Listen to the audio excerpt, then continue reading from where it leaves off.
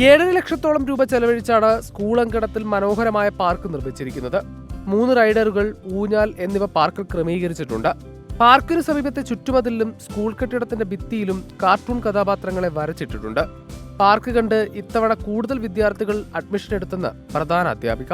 ശരിക്കും പറഞ്ഞാൽ ഈ വർഷത്തെ ഏറ്റവും വലിയ അട്രാക്ഷൻ എന്ന് പറയുന്നത് ഞങ്ങൾക്ക് ഈ പാർക്കാണ്.